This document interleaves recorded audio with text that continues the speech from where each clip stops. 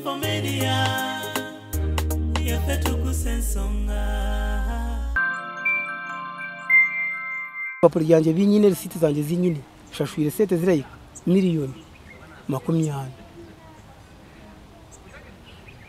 tibalenda bahulire eshonga yanje ngo bashobororere ti kashashura naheza tibalenda konka balija bankwate bantwale twayika mu koti baje mu iroko mugende murete ekirere kamurabanzo kumushije mubali mwamara kubara umanye ikimurabaje kumushije akibahe ninga tibalena ngo eshonga zanje bazihulire barahulire zabo nateze shaha bakamanza bajya ngo barambanje miliyoni 8 umukazi bakaza bajya bakumira miliyoni 5 warugari 5 bazari 8 ataho niho bari bija bakwata umukazi bamutwara mu kihoni umukazi ati kandi yene zo muka njana gundi mwenda bari bayanga umwana wenyeze 8 nyine no mukade wenyaka igana umukazi bamutwara mu kihoni amaze kumutwara mu kihoni nanye bija bari kundunda nanye nirukanga nabura kandi n'undi umukazi nawe yabura ate eka irimo busha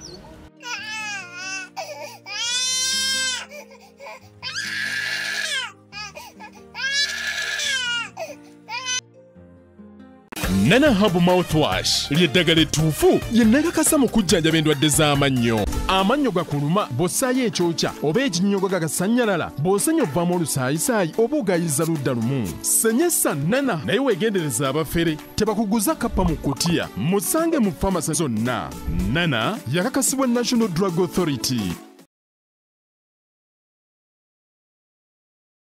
Are you interested in upgrading your sleeping and bathing experience? Then Ziwa & Sons is the right spot for you. We sell blankets, bed sheets, duvet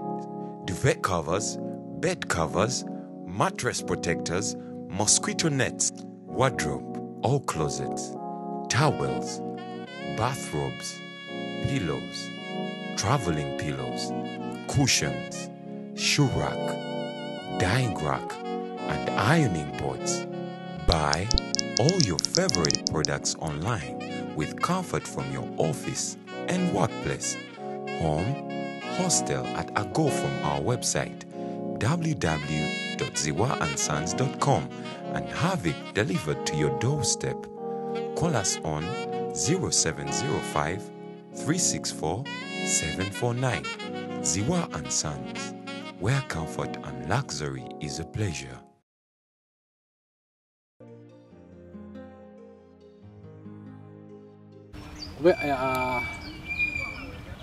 Last year we twatuukako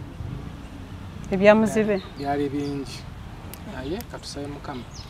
nedda taata sisobola kwesitula nango biyingiramu yawo tujja kukoowa kuyamba nakukola stories Wednesday. Anyway, kwasi before media tugusa ensonga zenkubuuzaako muzukulu wa Kabajja wasuze otya sibi otya webale gyotussaako engalo lwaki tusaako engalo naku olwaleero entebe no gye ntuddemu tudde n'omukulu ono waliwo n'omukyala gwe ntudde naye nga ye waakyama mukyala ono temugenda kulaba feesi ye wabula eddoboozi ye agenda kutuyambako okulaba nga tuwuliziganya ennimi ffe nga SB4 Media tugusa ensonga ennimi ezimu tusobola okuba nga tetumanyi kwogera nnimi ezo zimu naye tekisobola kutujjako kubeera nga tusobola okuyingira mu nsonga z'abantu abo boogera ennimi ezo. Mukulu gwe ntudde naye amita Medadi gwe ntudde naye olulimi lwayogera Lukiga na Lunyankole. Ngenza okutundamu mu memory yange okubikula ku bwongo ng'olulimi lwo teruliimu. Naye nga waliwo omukyala olw'ebyo embeera zitali zimu tusazeewo tumukweke face agenda kutuyambako okulaba nga tunyonyola omukulu ono byayogera. Mu bimpimpi omukulu ono avudde side z'Isinjiro atunoonya obuzibu bw'alina bwa loan officer yali loan nkulya looni n'abeera ng'asasula agenda bitunyonyola naye ffe ensonga zisinza tukwatako nti essaawa zino yadduka yeekukuma kyokka yaleka omukyala nga yakazaala otwogerera mukyala we alina omwana wa myezi 8 kyokka mukyala we ali mu kkomera kati teebereza baanoonya omusajja ono namubulwa mu kumunoonya ne bamubulwa baasalawo okukwata mukyala we nga mumanyi nti abapolisi babakola nti webanoonya n'embulwa basobola okukwata omuntu kati bo bakwata mukyala we ne bamuggalira mukyala we alina omwana wa myezi 8 so kati teebereza omwana ono ali luddawa mukyala yali mu kkomera kyokka omwana tetumanyi gyali so mu mboozi eno gye tukuleetedde olunaku olwaleero tufunemu ekyokuyiga ani tuwe ku mukulu n'amagezi looni yagisasula yagisasula naye bo balaga nti tannaba kugisasula looni gye yali oyo obukadde bumeka 15 wetwogerera ayinza okuba yakasasula bukadde obuwera 40 nze naawe Quest B Media tugusa ensonga puroguramu eno tusibwa kuba naffe abanana abo mouthwash amanyo gagoba amanyo gano wogasenya gavamu otusaayisayi akamaka kucyankana nako bakavamu akaswa kabi otekayo ekyokulya ekinyogoga oba ekyokya amanyo gano ngakunyenyeera sanyisa akanana abo mouthwash abo mouthwash osobola okusanga mu drug shops pharmacy ezikuli okumpi kalungi nnyo atenga tekadisappointinga kanana abo mouthwash naye gwe ali mutala w'amawanga osobola okwefunira sofuna omuntu ajjayo namusi gy'oli ne bakakuleetera so teweesibaako ndwadde embi ey'akamwa za muzukulu wa Kabajja ne baziwa and sons batambudde naffe mu nsonga eno balaba ku Mukwana Arcade wanoonya blankets duve covers masuuka ebiri ku mulembe batuukirire ku Mukwana Arcade balina buli kalonda yenna wa babies abayise ba ziwa and sons tulina omukulu Medad tusanze okulaba kwatiko kanaka tusanze okulaba kakakwate wewe kati yogerera wano bwote amazina gange baranyita Kinayiro Medad Kinayiro Lugisinjiro Kampala kazomu mu banka ya Ruhira Comparative and Credit nayiguza mu senti oluganda oluwulira ntozo dwogera Uganda nduhulira sikogera so oviriddewa nviruda Isinjiro nansonga ki songa naza mu banka ya Ruhira Cooperative and Credit banguza sente kubangulize sente nazishashura abana naguza milioni 8 nazishashura kunabire na ndikuza ko asigira milioni 2 nagira ebizibu so mbera kya kwetero kugenda mu banka okwewona kabanyine ebizibu kandi ndena shubuli namaze kuzihayo milioni 8 nazishashura banyongera milioni kunabire na ndikuza kuheza sigize milioni 2 bampa milioni 15 kubampira milioni 15 sete zabo milioni 15 byo milioni 2 ziba barambanja enyima bamba balance kubampire balance nashashura kutandikana ebiro 13 yoko kubanza 20 natandika nashashura kurugogwe nashashura sente nabe naisa kwa hagati nalenga mukenyezi nkebiri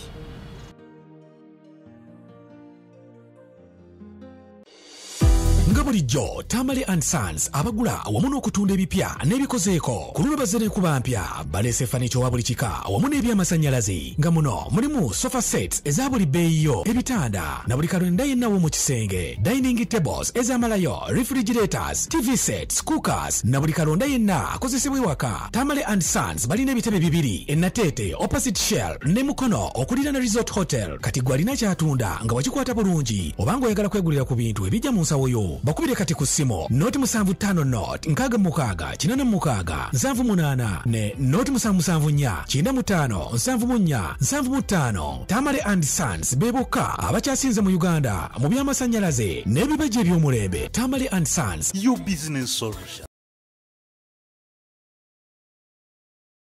Basebo ne banyabo mbalamusizza amannya Mama Fiina akwira abasawo b'ekinnansi mu ggwanga. Tusobola okulabula abantu mwenna mu Uganda yonna n'ensi yonna okutwaliza awamu nti nina abafere abakozesa erinnya lyange ne babba abantu. Bali ku Facebook, bali ku TikTok, bali ku mikutu gyonna. Nga beefudde Mama Fiina. Mama Fiina oba onoonya obujjanjabi bwo bawetaaga bujjanjabi bwo businkana bulenga wokka Mityana Road lunaku luba lwa Sunday. Mama Fiina tajjanjabira ku Facebook, Mama Fiina tajjanjabira ku TikTok. Mama Fiina essimu ze zino 0772 45 89 64 ne 0782 95 17 21. Oyo gwodiringa naye ku Facebook oyo mufere si Mama Fiina.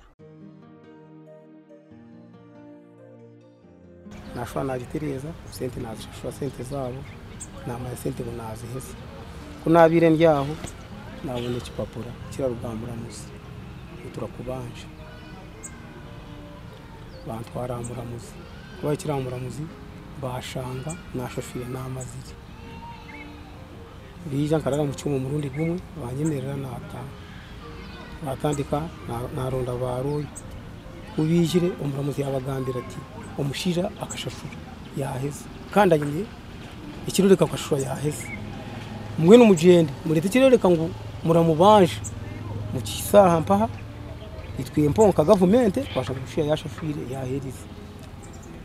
baci batuma tibarinda kukireta ino no mu koti nazaga nkwe mirundi 3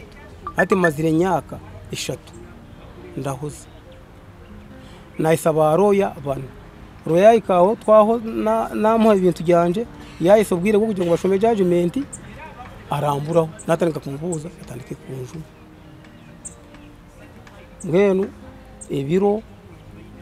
ibirabiri na mushanju byo kwezi kwa kabiri byo kwezi ko kubanza bakija bakwata umukazi ari kuruga gukora ayino umwana kari umuka ari kuruga gukora bija bakwata umukazi bamutwara mu kihoni umukazi ati kandi yene zo muka nzo no gundi mwenda bali bayanga umwana wenyeze 8 nyine no mukade wenyaka igana umukazi bamutwara mu kihoni amaze kumutwara mu kihoni nanye bija bari kundunda nanye nirukanga nabura kandi n'undije umukazi nawe yabura ate eka iri mu busha nyina bani 10 bajya umusine ya mukaga hamwe n'ibindi birasa atabana bari umuka nanye ndyaha kuna nanka ni papuro yanje binyine risiti zanje zinyine shashwire sete zirayika miliyoni 20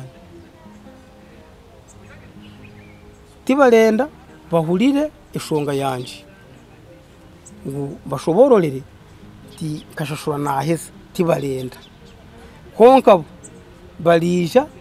bankwate bantware twayika mu koti bajye mu iroko mugende murete ikireka murabanzo kumushije mubali mwamara kubara umanye ikimurabaje kumushije akibahe ninga tibalena ngo eshonga zanje bazihurire barahurire zabo nateze shaha bakamaza bajya ngo barambanje 8,000 umukazi bakaza bajya 5,500 barugarita no bazali 8 ataho niho bari kumpiga kabanza kabale naruga kabale naza rukunjiri naza kabale mu ryaro bandiho nija ato mu kamparomu nayisamu ebiro 5 kabale kampara tinyine ja kampara bimanyi no kujya sente no kugira ki sente zimpwerire ati ndyaha abana baryomuka tibine cyo kurya wena abazire babo bakagenda banyina bagenda bariyo bare kutuhiga nati bariyo bare kumpiga tibarena ngo bahurize shonga zanje obo ebipapura mbyine obo hame mbwine buri kimwe cyona nkine okunanda shashura risiti nzine konka tibarena ngo bahurire shonga zanje ati aho mpo hondi nyowe ndashaba okuhurira ibintu bibi risiti zirimu buri kimwe cyona kirimu ihine no kwezi okunashashwire emirundi eki eshatu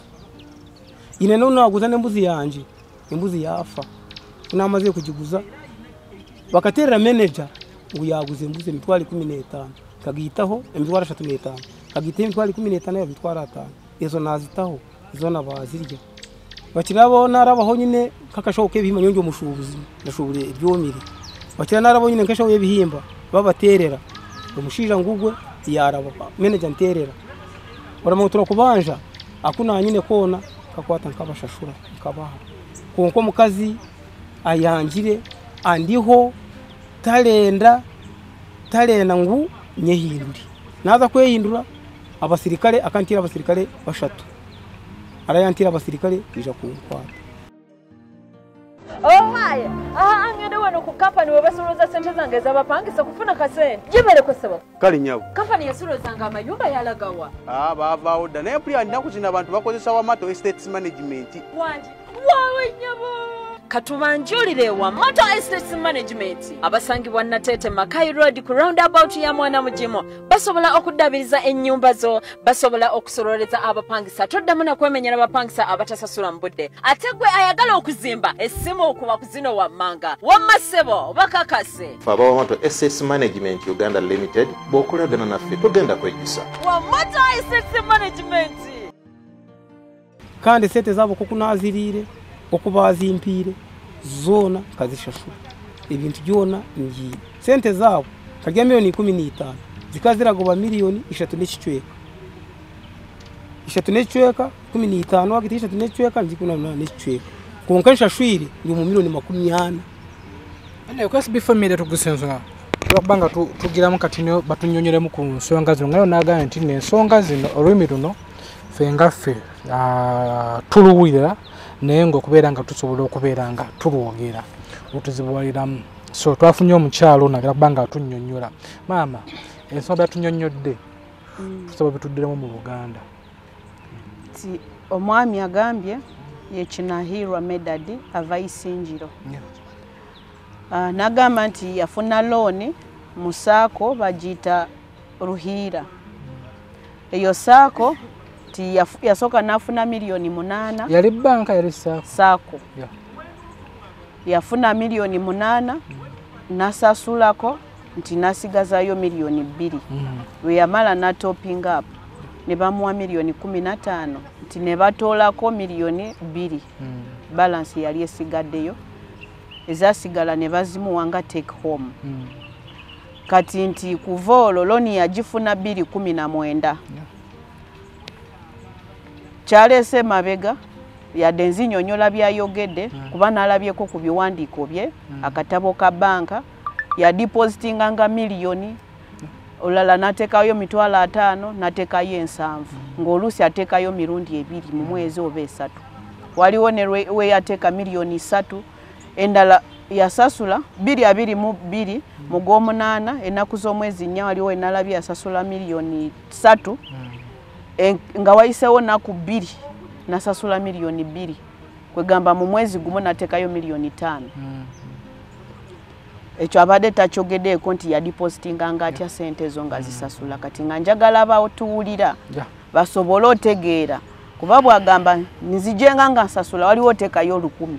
noganzijenga nga nsasula nga balina okitegere ekifaananyi kiveeyo sente zino mu myaka 3 abadde nga sasula zenkana ki buli mwezi kuva 2019 kutuuka 2022 abadde nga asasula ng'omuntu olusi na defaultinga mu ng'omwezi awo ne bamuwa penalty mbisomye mu katabo kuba kandazeeko ne bateekawo penalty mu mwezi gumu nga bamuwa penalty ya $5,000 ezo zifa busa nazo balina we bazindicatinga ezo ne zigenda kati yasasula ennaku z'omwezi 9 10 ogw'omwenda 22 ndabyeko ekiwandiiko kya kooti bakimuwa warrant of arrest bagifulumya ennaku z'omwezi bagifulumya mu Gwekumi ennaku z'omwezi 13 mu Gwekumi 2023 naye nga yasasudde looni na receipt weeri nakatabo mwekiri ennaku z'omwezi 10 mu gw'omwenda 2022 ya depositinga yo sente ennaku z'omwezi 13 mu Gwekumi 2022 warrant of arrest nefuluma bwe yafuluma ne bamukwata mu kufuluma kooti n'ekiwandiiko weekiri nkirabyeko yasasula $6,000,000 mu $10,000 ezo ezifa busa mu kufuluma mu kooti kati awo nabeera nga era awo batambuziza myaka 3 kati ate guno omwaka lwe batandise omuyiga yagambye ayinza obutanyonyola buli kimu obanga Luganda talutegeera nti mwami SB4 by'omubuziza nga takijjaayo bulungi embeere mutuuseeko adduse ewaka oluusi abamu n'okutya akyalimu kweyo omusajja mukulu badde oyina amakaago owaŋŋanguse kati asula mu loogi wetwogerera talina waasula so ekyamudduse eri ki looni nga bamunoonya naye bw'obalabala mu bipapula bye kuba ekirungi evidence weeri akatabo ka Ruhiira balina ke badepositingamu abafunangayo looni bakimanyi babawa obutabo nzisifunanga looni musaako naye baba n'obutabo bw'odipositingiramu ezo sente akayina nga te omutwe oguliko Ruhiira saako ayina ne ziva mu Ruhiira ezikakasa zentotolinze omwami asasudde sente ziri $4,000,000 era n'okumuwaabira ennaku z'omwezi 13 mu Gwekumi ezo sente zetutotolinga zikoma ennaku z'omwezi 10 mu gw'omwenda 2022 nga already bagenza omuwaabira nga bawadde $1,000,000 eziri 4 nga saako omuwaabira nti tasasula omwami agamba atunze buli kimu atunze ettaka nga asasula eyo looni atunze empuzi abaana tebakyasoma bali waka kati nti enaku yali alina ogenda mu kooti last Monday but 1 enaku z'omwezi 3 mu Feb kati ate omukyala ne bamukwata enaku z'omwezi 27 January kitegeeza nga n'ennaku z'ono ze yalina okudda mu kooti zadde tezinatuuka nti bagambe nti yabadde abuze kati naye bwe yawulidde nti omukyala bamukute n'adduka n'avaayo kuba ye gwe babadde bayiga banoonya naye lwe bajje wakati bamusangayo akwata omukyala omukyala yali agenze kulima ne bamukwata naye mu kukwata omukyala yali agenze kulima ng'omwana w'emyezi 8 mulese waka balinayo omukadde n'ebifaananyi abindazeeko mbirina ne wano babimpadde wa myaka 10 yeewalula talina kye yeeyamba kwegamba naye bebi mulale waka naye ono bwe yadduse omukyala oli ali mu komera agamba alina omukyala owokubiri naye yadduka kati ewaka omukadde n'omwana ow'emyezi 8 abamuyina abaana bato abatalina beyamba basana kubeera ku ssomero naye bali waka kuba abazadde teri aliwo naye nga looni gye twogerako n'ebitabo bwe bibalirirwa omwami yasasula n'amagoba ne gayitirira olowooza abalooni basobola okukola ensobi ne bakubanja nga basasula kisoboka kuba babikola nnyo ne pulezidenti waliwo lwe yakyogerako awo kuba looni abali kutwala amataka g'abantu abantu bali mu dduka abantu bagala kweta era ono omwami ayina omwami samutegedde erinnya naye yaŋambye pasita ekabaale yasinkana ono omwami ng'aguza amakerenda mbugali 10 ago ag'emmese nga yagala kweta ng'olwedda amizeeko ndowooza mukama nga kyamwagala gama wano neridda kati oli naye kwe kugamba tojja agenda mu kkubo weka namuwerekerako so mu kujja eno yabadde yazza kukola ki nina mukwano gwange abeera ewaabwe naye kyamukuteeko ng'omuntu nankubirako esimu naŋŋamba munaye omusajja ali eno ogende ye Kampala osobola funa wo mu connectinga nafuna ku buyambi ne bawuliza ensonga ze kuba ku kyalo talina tuukako kati anabeera bw'atyo paka ku kyalo bamunoonya nangamba ono omwami Mednadi yamusindika ewaka nagangenda olabeko ku mwana wange mbeera gy'alimu omukyala nangamba yasanze omwana yazimba kabeera kakabe sawa zonna kali kakyayonka abaana bwe kali nako bato tewali agula mata era yangambye omwana bwana kontinuinga bw'ati ajja kufa mu mbeera gy'alimu kuba bali abaana nabo tebalina kyamukolera yali akyayonka.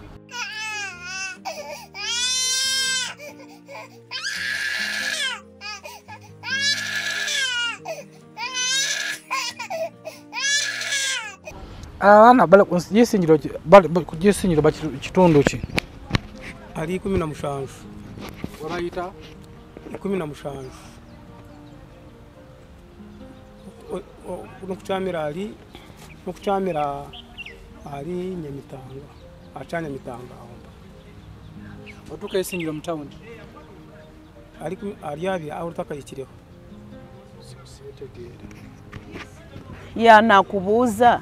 isinjiro atishobora gye nakura manye kichweka kyenyine isinjiro ekyaro niki nali 17 otoka ekirali abiri niyo tahuri hati Nyamitanga yakugamba nobo nimbar kucyamira ha kitingo ukaje mu bwisinjiro hati kurugampaho ni kilomita 15 ariho polisi bagita bati araheta ali 17 Auria mubeera okumpi ne polisi kandi ko tukomu bibungo ruguru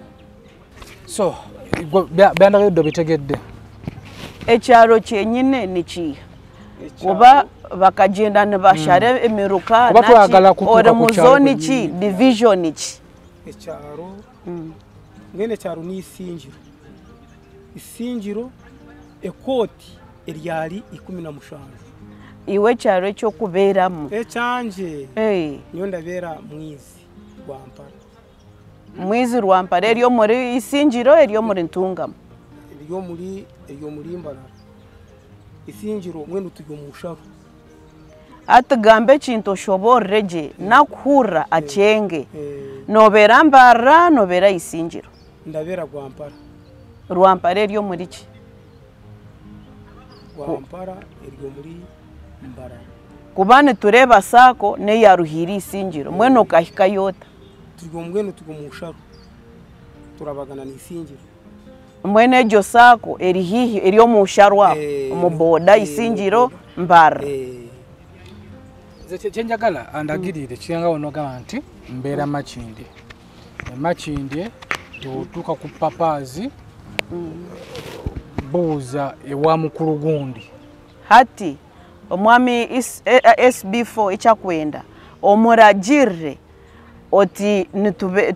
nitutura mu kichweke ahori henyine amakagawe henyine otakaza kugambaho korabero oti nindabero oku iwo wawe elosi yawe neya ndabera kakoni wanu Kaseru omuruka lyamiyonga sabuka unte mwizi kwigomborora mwizi igombora gitu ni mwizi omuruka niryamiyonga Seru nikakoni wanu neighbor yani Karabaye mutayimbwa Karabaye ale chairman wo kuchalo baramweta Justice Mata ensonga zino chairman azimanyiko arazimanyi yoko chairman RCC arazimanyi Sande Goodful so byebyo so tuze ku SB4 media omukono chicha mukugogerako ya chicha yasingo kwetaaga akyangambye kyasinga okwetaaga ayambibwe zino ensonga zisolovingibwe ebitabo bibalibwe ye byayina byakozesanga nga teekayo sente then yadde mu makage ng'omusajja omulala yenna yafuna amaka nti alina oteekateekera abaana be future yo balagati bambanja kati sente mekabo mbu miliyoni 8 amaze banga kinga yavaayo eri ebisinje okarugayo lyari kurugirayo kimota hati nagenda tunagarukayo weeks 2 era omukyala zamaze mukomera eza olwavaayo ne bakwata omukyala bakakwata omukazi orugireyo ninga bakamukwata ori omwe mbweno nti nayo ogiire washanga bamukwasire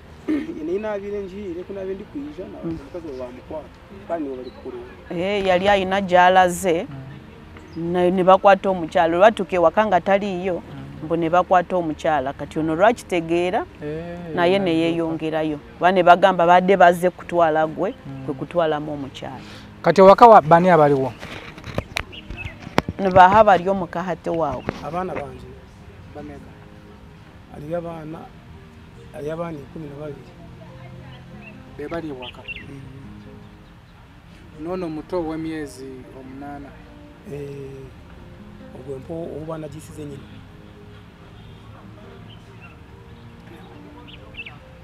kwasi before media tuguse ensonga emboozi ogiwulidde katusente tugezezzaako okulaba nga mugitegeera bulungi omukono yeetaaga buyambi kwewa ku magezi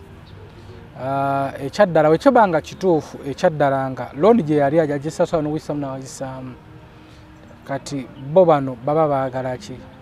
simanyi mukama nga atusobozesezza tujja kwesula tugenda awantu etutuukireyo ddala kuba tetumanyi tunakwatagana tutya mu nnimi naye nga wabanga kituufu londi gye yalyayo yagisasula nasigala ng'asasula buli kimu kiki n'akitunda ng'asasula kiki ekinene ekyo kye bamwagaza kiki ekinene ennyo kye bamwagaza ye bwekiba nga kituufu omukyalo no baamusiba nga alina omwana wa myezi 8 kisoboka simanyi awo tugenda kibooleza kuba poliisi tulabe kisoboka okusiba nakawere ng'alaze ddala kituufu nti alina omwana omuto myezi 8 kisoboka okubeera nga muto yasibibwa n'abeera mu kkomera tuyinza obbanga ebbanga lyamaze nga taliiyo ng'omukazi baamutadda obanga tebamusibanga nako obuzibu stories mulimu abatuyiiya tusobola okuba nga tuli wano twereerejja naye ng'omukazi gyali ku kyalo so twosaba muntu wa ku magezi ag'enjalo abamanyiiyo eyo intaneti eno nnene nnyo SB4 nnene nti abamanyiiyo omukulu no gyatulagiridde omukyala bamuyitaani mwekiririani so tugenda kufuba tulabe simanyi tuba tunafuna facilitation tutuukeyo awantu eyo ku ground tulabe ddala kituufu tutuuke ku ground tutuuke mu saka eyo tulabe ddala kituufu oyinza okuba nga oze naye ngaekituufu okimanyi osobola okuba nga oli mutuufu ba bino bintu babikola banaye by the way abalazi looni babikola nosasula looni natandika okugira bati osobola n'okutuuka okusasula notandika banoonya nga tebaliiwo tebakuvunvubika nabatwala properties abantu bafiiriddwa era ne president yakyogera mu kyalo nakyogeddeko nti president yakyogerako bano busakosaka babaga bulooni obwo nti batwala ebintu by'abantu ne wesanga ng'oli batutte ennyumba ye nanga jasira millions 3 batwala ebyobugagga bye poloti ne bazitwala batutte ebintu by'abantu bingi bano balona ofiisa nabagaba zirooni abo mu busakosako batutte ebintu bingi so tusaba abatusingako mu nsonga zino ozoba nga olina woofiisi nene gy'olimu omanyi nti omukazi n'omusobola okumuyamba tusaba yeetaaga buyambi n'obwenkanya ebintu ebingi bigenze saa zino omukyala waali mu kkomera omwana omuto ali awo abaana be tebasoma alina n'omukadde we myaka 10 ali awo yewalola bwewaluzi talina balabirira so kati tabereza saasira abaana be baleka ewaka bo baliwo batya emmere gye bale bagijjawa so twangwire ensonga zino tutazanguyira tusobola okusanga emirambo nze muzukulu wa Kabajja so omuntu ali eyo asobola mufuna atyo muyamba ku namba y'essimu olina essimu kweri mwami SB4 abadde aŋŋamba nti bali kiraka balikozesa abantu ab'enjawulo omukubira amasimu kati oba tewasobola kubaawo atagikozesa n'abanga amuyamba nga bamukwata. Of course obanga nga essimu ye ekyaliko n'omuntu ogenda basobola omufuna. Kitegeera. Waayo ennamba y'essimu. So kati tetumanyi waliwo ate okugiwa era neevaako. Genda beerako. Tuwe ennamba yo. 075 85 028 6. Kweli. Kati olowooza nti mukudduka yeri yadduka kumukwata nalekako ennamba y'essimu tebasobola mufuna lowooza. Ndowooza kati abantu beeri abamanya ennamba zaabwe neeri bamuwa amawulire. Abakimanyi. Ennamba yeri ku screen ya mukulu ono yetaaga kuweebwa ku magezi n'okuweebwa ku buyambi. Agenda kikola atya, agenda kiyitamu atya. Looni zino nnungi naye mbi. Olina okuwa respect omuntu alya looni. Looni abamu tebagira lwa mirembe naye muganda wange looni esobola okukumalako buli kimu ky'olina. Kateereza omusajja ono yali musuubuzi nga yeekolerera abaana nga basoma baliwo nga Ssemaka kati aliira ku nsiko laba gyali. Katumusabire naye akana kekana ogenda kubimpeerezaako.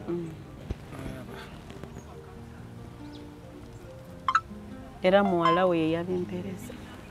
So kwasi bifa media tuguse ensonga simu yali ku screen ya Mr. Ni Medadi. Simu yali ku screen okwo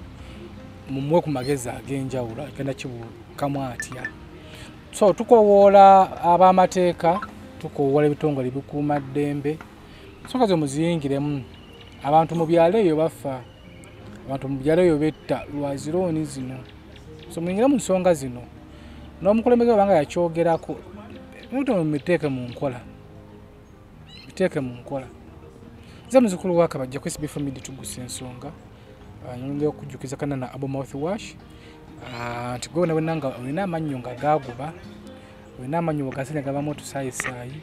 akama kavamu akaswa akabi. Oteekayo ekyokulya ekinyuguga oba ekyokya kivaamu amannyo gano gavaamu okunyenyeera gagakunyenyeera.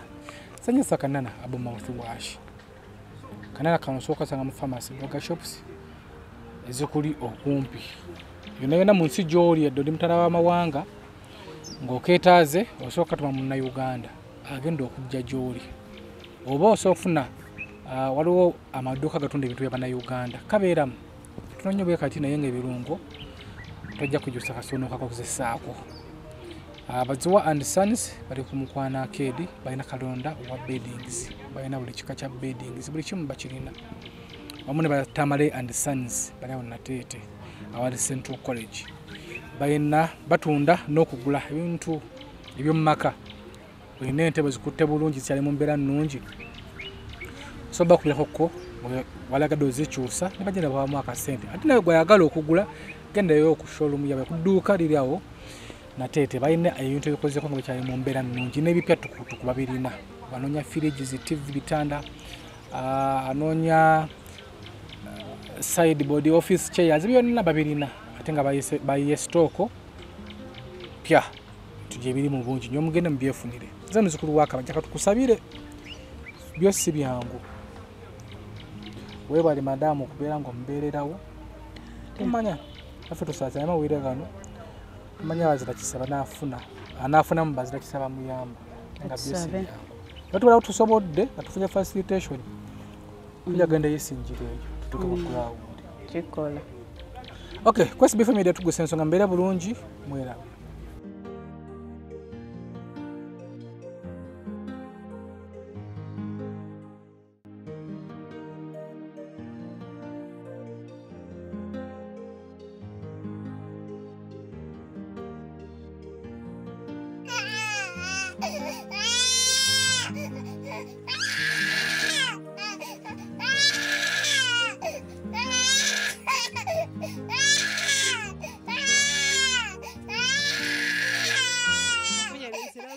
Nana Habo Mouthwash ly'eddagala ettuufu ye nnakakasa mu kujjanjaba endwadde z'amannyo. amannyo gakuluma bw'ossaayo ekyokya oba ekinnyogo gagasanyalala bw'osenya ovaamu olusaayisaayi oba ogayiza ludda lumu senyesa nana naye weegendereza abafere tebakuguza kappa mu kutiya musange mu famasi zonna nana yakakasibwa National Drug Authority.